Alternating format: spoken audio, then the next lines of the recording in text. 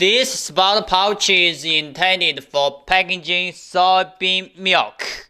When it comes to soybean milk, the pouch will have to be retort available. Retort packaging. 121 centigrade retortment.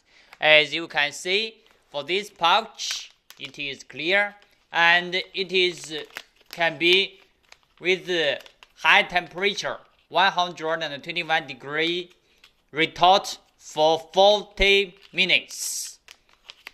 So the soybean milk can be 6 months shelf life. As you can see, it is good quality, and also we can provide samples for your further tests.